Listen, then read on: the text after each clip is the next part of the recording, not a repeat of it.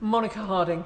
Thank you, Madam Deputy Speaker. I rise in support of New Clause 1, the Passengers Charter, and New Clause 3, tabled by my honourable friend, the member for Didcot and Wantage, and my own new Clause 60, which addresses issues of reliability, accessibility and refurbishment. All 7 of my railway stations in Esher and Walton are under the stewardship of South Western Railway, making our constituency one of the first to experience the transition to public ownership.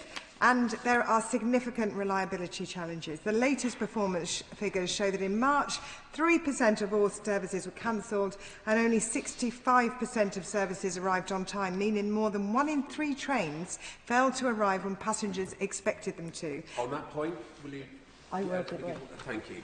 I thank my honourable friend for giving way. Just on South West Rail, I've got statistics here for Worcester Park Station, which is also served by South West Rail, and in the very last period before nationalisation, which was period 2, 25-26, the figures for punctuality was 89.3%, which is still not good enough, and 1% cancellations. In all the periods since then, the performance has been worse. Under nationalisation, every single period, Worcester Park has seen a worse service. So does she agree with me, that my honourable friend agree with me, that our residents, particularly those of Worcester Park, don't care if a train turns up wrapped in a Union flag?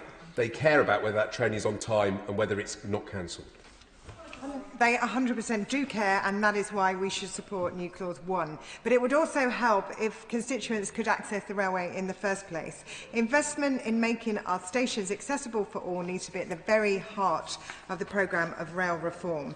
Hersham and Hinchley Wood stations are 2 stations in my constituents that are completely without any step-free access, while Walton, Claygate, Esher and Thames Ditton only have partial step-free access, and that is why I tabled New Clause 60, requiring Great British Railways to undertake and publish an assessment of the accessibility barriers at Hersham and Hinchley Wood stations, and I'm pleased to support New Clause 2, which does the same, requiring the Secretary of State to publish an accessibility strategy for the railway network. And that brings me to Hersham Station, because the accessibility failures there sit alongside something much more fundamental, which New Clause 3 would support. Hersham supports around 700,000 passengers every year on one of the busiest rail corridors in the country, and a constituency that contributes more to the exchequer than any constituency outside of London. Thousands of people pass through that station every week to run businesses, create jobs and drive economic growth, and that state of that station is an affront to every single one of them. It is an eyesore, ramshackle, neglected, mould climbs the fence lines, the paintwork is peeling. The station sits under exposed corrugated iron roofing. More seriously, both platforms were built in the 1960s using materials that were only ever intended to be temporary, and more than half a century later, they are still there. Groups of school children step off the train and put their foot through the platform. Constituents have repeatedly raised safety concerns. The stairs visibly move beneath their feet. And these passengers are not asking for luxury. They are asking for a station that is safe. And there is nothing in this bill that will give my residents in Hersham a station that they can be proud of. I therefore urge the Minister to look seriously at New Clause 3, tabled by my honourable friend, which would establish a Tomorrow's Railway Fund, enabling local authorities to bid for funding for new stations, infrastructure and feasibility studies.